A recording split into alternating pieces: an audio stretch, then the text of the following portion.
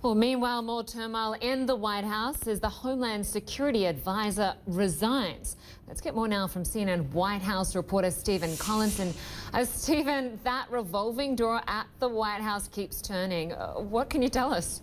This was a surprise, Lynda. Bossert is widely considered to be one of the White House officials who's actually been doing a good job, particularly in some of the hurricane situations he faced last year.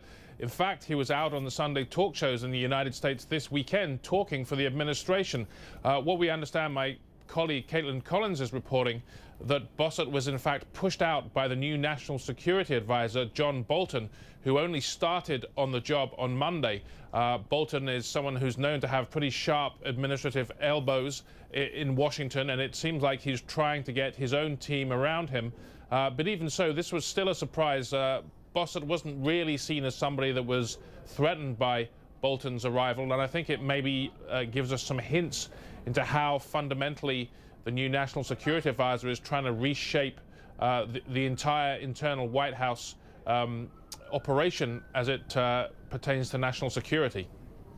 It's certainly incredible, never a dull moment. And while this is all playing out, Donald Trump is dealing with major concerns when it comes to his personal lawyer. I just want to play again that sound of Donald Trump yesterday discussing the FBI raid on his personal lawyer's offices. They raid an office of a personal attorney early in the morning. And I think it's a disgrace. So we'll be talking about it more. In terms of those raids, we saw on Twitter a total witch hunt. We saw also that attorney-client privilege is dead, those tweets from President Trump. Is he angry enough to take action that would force out Robert Mueller? Is that likely to happen? He's certainly the most angry that we've seen, and he's talking about the possibility of firing Mueller, at least yesterday, more openly than we've ever seen, Lynda. I mean, this is really something that's stunning. The personal lawyer of the President of the United States is the subject of an FBI raid. That's unprecedented territory. And you have to think that in order to carry out that raid, judicial authorities, Mueller in Washington, the authorities in New York must have pretty strong indications that there is some evidence that they really need, that there's something nefarious going on to take such an aggressive step in the full knowledge of the political impact of that. This is something we haven't seen before. So it really is one of the most stunning revelations of the Mueller probe so far. Whether the president was venting there against Mueller, against the Deputy Attorney General Rod Rosenstein, who oversees the investigation, or whether he was seriously contemplating taking actions that would really throw America's political system into disarray, the firing of Rosenstein as an attempt to get to Mueller. We don't really know. All we know is nobody in the White House seems to know what the president is going to do next.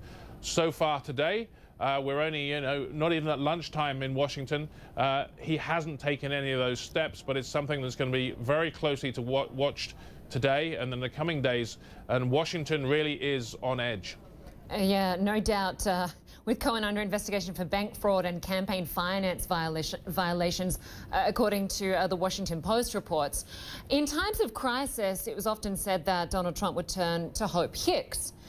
With her gone, is there anyone that is filling that void right now?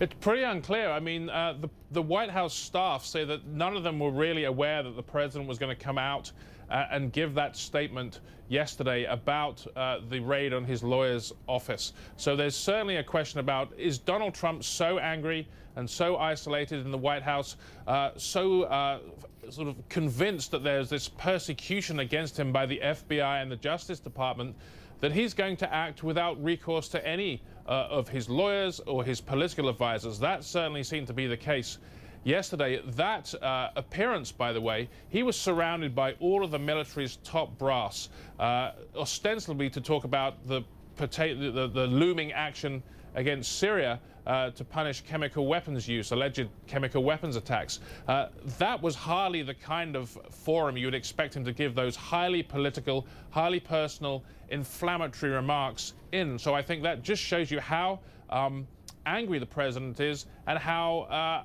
unlikely it is that anybody in the administration, whether it was Hope Hicks, who's now gone, or anybody else, can talk him off the ledge. Yeah, we'll see how this plays out. Stephen Collison, always good to have you with us. Thank you.